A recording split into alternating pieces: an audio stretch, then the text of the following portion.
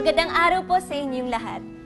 Sa unang video, tinalakay po natin ang mga bagong pananaw sa pag-unlad.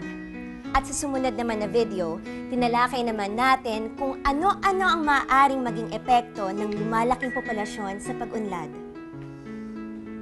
Sa videong ito, tatalakayin naman natin ang sexualidad at responsible parenthood at kung paano nito naaapektuhan ang populasyon at pag-unlad.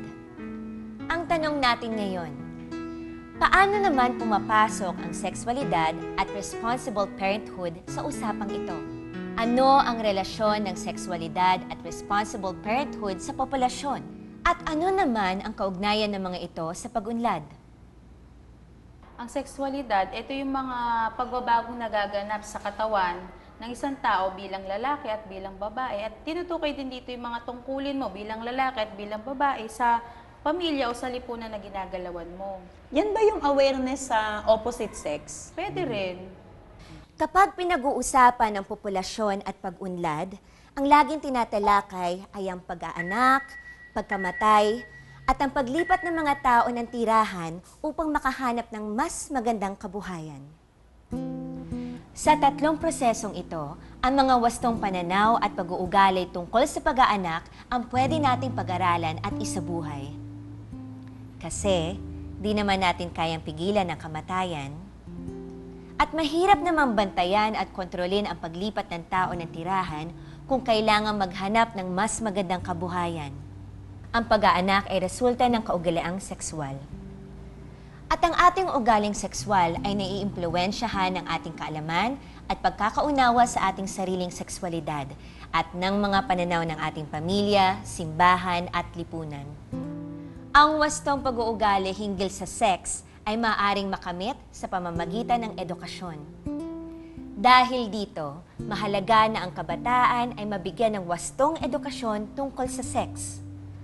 Upang makagawa sila ng tamang desisyon tungkol dito at hindi sila mapahamak ng delikadong ugali na maaaring magdulot ng maagang pagbubuntis, pagpapalaglag at mga sakit tulad ng STD at HIV/AIDS at iba pa. Para masagot ang tanong na ito, mahalaga muna nating malaman kung ano nga ba talaga ang ibig sabihin ng sexualidad. Lahat tayo ay meron nito. Lahat tayo ay apektado. Ito ay isang napakahalagang aspeto ng ating pagkatao. May ideya ba kayo kung ano ito? Ang sexualidad, ito yung pagkaka-attract ng babae sa lalaki at lalaki sa babae. Normal itong nararamdaman lalo na ng mga nagbibinata at nagdadalaga. Ang sexualidad ay ang puwersa ng kalikasan na nag-uudyok sa mga tao na maakit sa isa't isa. Ito ay isa sa mga malalakas na puwersa ng kalikasan sa sanlibutan. Ano nga ba ang kaugnayan nito sa populasyon at pag-unlad? Ang panahon ng pagbibinata at pagdadalaga ay isang napakahalagang bahagi ng buhay ng tao. Dito nagsisimulang magbago ang mga katangiang pisikal ng mga batang lalaki at babae. Kasabay nito, nagbabago rin ang kanilang mga kamalayan at nagbabago ang kanilang pakikipag-ugnayan sa mga tao sa kanilang paligid. Ito ay panahon ng pagbabago, panahon ng mga kontradiksyon. Hindi ka na bata, pero hindi ka pa matanda. Gusto mong mapag-isa. Gusto mong ipakita kung sino ka. Pero gusto mo rin makibagay sa kanila. Panahon ito ng pagkamulat, pero panahon din ito ng pagkalito. Handa ka na bang lumabas sa mundo at tuklasin ang kagandahan nito? Pero maaaring hindi ka pa handa sa mga panganib na naghihintay sa iyo rito. At ang isa sa pinakatampok na pagbabago sa pangangatawan, pag-uugali at kamalayan ng mga nagbibinata at nagdadalaga ay ang pag-usbong ng sexualidad. Well, around the age of puberty, which is about 12 to 15, rapid changes occur in the bodies of both boys and girls. So both of them experience changes such as growth, sudden growth, change in voice, appearance of pubic hair, changes in sweat glands, in the skin, but they have a different set of hormones for each. So for boys, you see that the boys begin to become muscular and develop broad shoulders, and the girls start having curves. So the breasts and the hips develop. But the most significant change really in adolescents is that their fertility now becomes activated. And so this means that the girl, because of the egg cells in her ovaries when she was born as a baby, these egg cells start maturing, ripening, and are released once in every menstrual cycle. And that means that she can now get pregnant. For the boy, for a different set of hormones, what happens is that his body is now producing sperm cells or semilia, and this is now his contribution in the conception of a child. So the fertility is the thing that needs to be understood and be made aware of, and we should know that the youth also want to be guided. They want to know what are these changes. We make them aware of it. We make them understand. So, binobroaden yung kaalaman nila, yung pagtanggap that these are normal and natural, that they are not different from their age group. Ang pagbibinata at pagdadalaga ay natural na bahagi ng buhay ng tao. Ang pag-usbong ng sexualidad ay natural na bahagi ng ating buhay. Sa paanong paraan ba ito maaaring magdulot ng panganib sa pag-unlad ng isang tao? Alam naman natin, dahil sabi ko kanina, open sila to influences, actually vulnerable sila. So yung mga panganib at mga banta sa ating kapaligiran ay nagfo-focus sa adolescents. So unang-una nandiyan dyan na ang habitual smoking. Pabata ng pabata ang sumusubok at nagiging habit nila ang smoking. Hindi natin maipagkakaila na marami ang hindi magagandang sitwasyon na nasasangkutan ng mga kabataan dahil sa aktibidad na bunsod ng umuusbong na sexualidad. Totoo ito hindi lamang sa Pilipinas, kundi sa buong mundo. Ang isang nakakabahalang datos na nakakarating sa atin na nakabatay sa mga pag-aaral, nakikita natin ngayon na yung mga batang babae na edad 15 to 19, ito ang mga nabubuntis, no?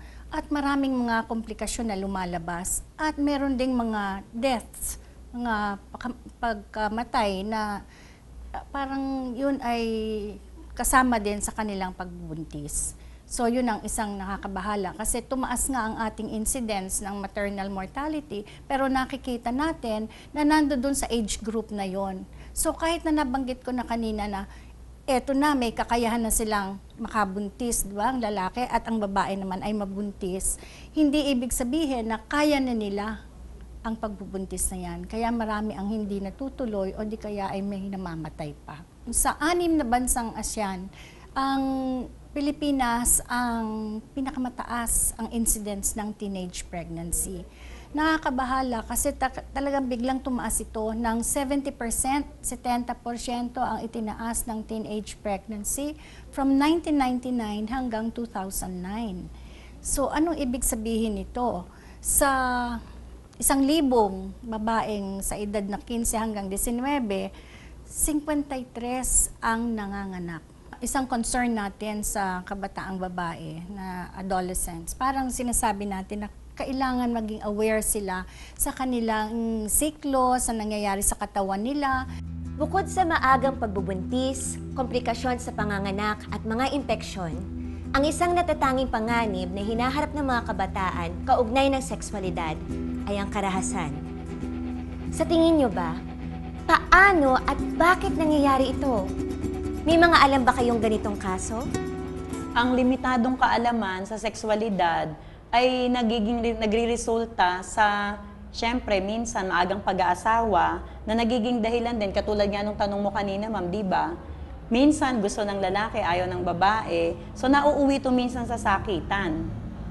Uy, pero wag kayo, hindi lang sa pag-aasawa nagaganap yan. Minsan yung mga kabataan nagpipilitan eh.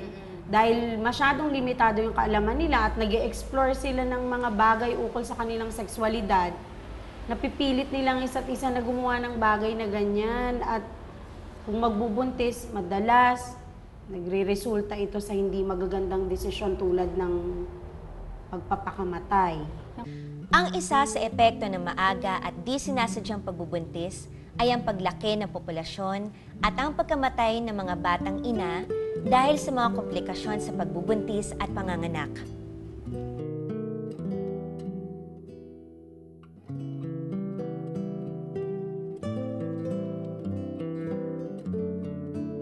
Ang mga negative effects ng unplanned pregnancies para sa kabataan at sa mga nanay na rin, ito ay, kung sa kabataan, ito ay nakakasira ng kanilang future. Ang kinabukasan, syempre, pag sila ay nanganak, kailangan nilang bigyan ng pansin ng kanilang anak. Sila mismo na nasa process pa lang ng development, ay nakakaligtaan na nila.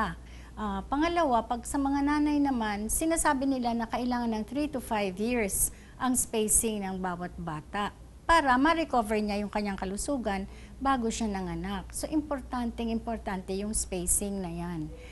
Kung unplanned, maaring yung resources ng pamilya hindi nila makayanan, maaring another extra burden sa mga tatay.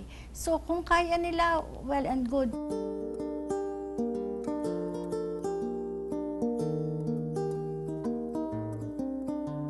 So, ang intindi natin sa human capital formation, ito yung nag-i-invest tayo. No? Pinapangalagaan natin at tumutugon tayo sa pangangailangan ng bawat bata at collectively as a nation. So, ang mga kabataan, ang bagong panganak, totally dependent sa mga tao nasa kanyang kapaligiran. Hindi niya kayang buhayin ang sarili niya. No? So, yung mga tao around him has to invest. So, unang-una ang nutrisyon, ang kalusugan, ang pag-aaral, ang pag-aaruga, ang spiritual formation, at habang lumalaki yan, nagbabago rin yung mga pangangailangan. So, in terms of resources, hindi lamang financial resources, kailangan din nila ang pag-aaruga. So, nandiyan dyan yung kailangan balanse tayo, yung resources na yan na ibibigay dito sa bagong panganak na ito at habang lumalaki, yun ang makaka-assure sa atin na pagdating niya sa tamang gulang, siya naman ay magiging productive. Importante na yung magulang. Magabayan. Magabayan dahil ito yung kanilang bahagi. Dapat maging responsableng magulang sila at diyan pumapasok yung responsible parenthood. Kasi kapag hindi natin nagabayan itong mga kabataan, siguradong magiging magulang ito at mahirap Maagang magiging magulang. Oo.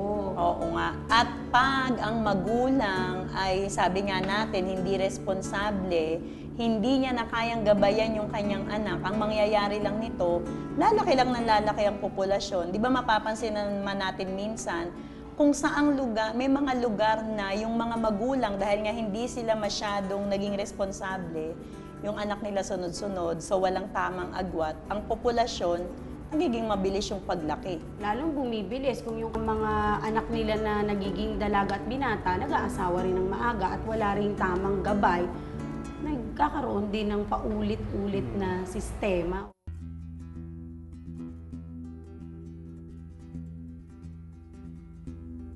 Mahalaga ding maunawaan na ang sexualidad ay hindi lang tungkol sa mga bagay na pisikal.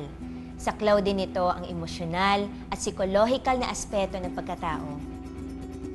Kaya't kadalasan, ang pagkaakit ay kakambal ng pagmamahal.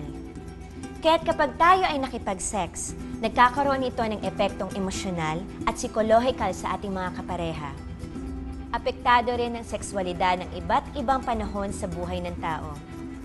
Mula sa pagkabata hanggang sa pagbibinata at pagdadalaga at hanggang sa pagtanda. Kaya ang ating pag-unawa, pagtuklas at pagtugon sa ating sexualidad ay isang gawaing panghabang buhay. Habang buhay tayong maaaring maakit sa ating kapwa at magkakaroon tayo ng pagkakataon na tugunan ang udyok na ito.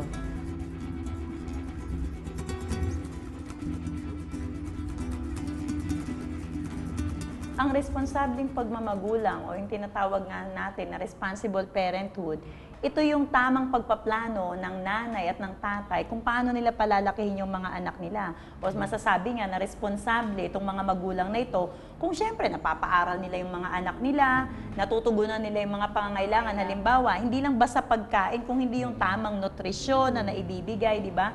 Na aalagaan nila yung kalusugan ng kanilang mga anak. Syempre, kung nagagawa nila yon, lalo na sa larangan ng edukasyon at kalusugan, at napalaki nila ng maayos ito, magiging responsableng mamamayan to, makakatulong to sa pag-unlad ng bansa, hindi ba? Mahalagang bahagi ng responsible parenthood ang kaalaman sa pag-aaruga sa mga anak sa iba't ibang antas ng pag-unlad ng mga ito, habang ipinagbubuntis hanggang sa pagiging sanggol, bata, pagbibinata at pagdadalaga, at pagtanda.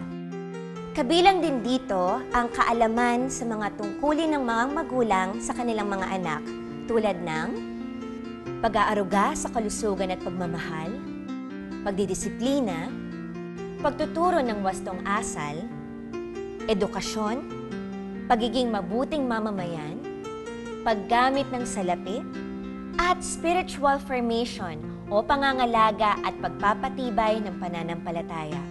Ito ay napakahalaga upang matamo ng mga mamamayan ang kanilang full human potential. Ang marating ang kaya nilang marating, ang magawa ang kaya nilang magawa, ang maging kung ano ang kaya nilang maging. Narito ang ilang maaaring gawin sa klase upang lalong maging masigla ang ating pag-aaral. Ayusin ang mga silya ng pabilog at paupuin ang mga mag-aaral. Pumili ng isang mag-aaral na tatayo sa gitna ng bilog.